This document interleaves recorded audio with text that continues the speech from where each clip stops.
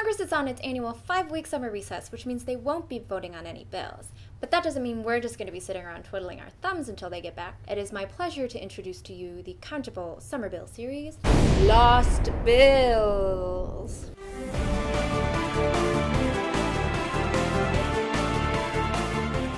We will be covering 31 bills in 31 days, taking a deeper look into some bills that have been stuck in committee for a while that you may not have heard about. So what's the deal with committees? If you haven't seen Schoolhouse Rock in a minute, I'll refresh your memory. For a bill to become a law, first it's introduced by someone in the House or Senate, then it's sent to a committee before it can be debated on. There's way more to that process, but we'll cover that some other time. First, let's just focus on committees. You may not know this, but the general bulk of legislative work is actually done in these 200-some House and Senate committees and subcommittees. The committees review, research, and revise the bills, and then report them back for debate on the floor.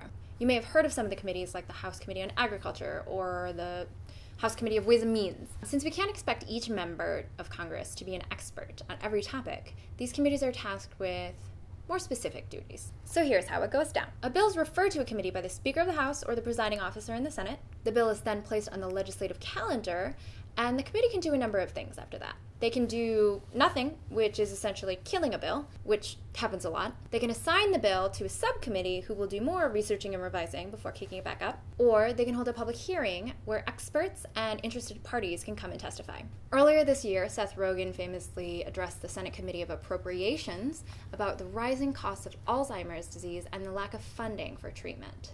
After the public hearing, the committee or subcommittee has a markup session where they revise and amend the bill. They write up a big report on the bill that includes research, recommendations, and sometimes dissenting opinions. After all that, the bill is reported back to the House or the Senate, wherever it originated from, and put on the calendar for floor debate. Many bills, as you can imagine, never make it out of committee. There are nearly 10,000 bills and resolutions sitting before our Congress right now. And estimates show that only about 5% of these are ever going to make it into law. So that's the committee process in a nutshell. Love it or hate it, it's an important part of how our Congress works. And it looks like Congress has a lot of work to do. That is where you come in. By voting on bills on Countable, you're letting your representatives know that you actually care about the stuff that happens in the committee and you want them to do something about it. They work for you, remember? So stick with us for the next few weeks as we profile a bunch of interesting lost bills. And let us know if there's anything in particular that you'd like to see covered. Don't forget to subscribe to our channel and download the app if you haven't already. To find out more about us, visit us at countable.us.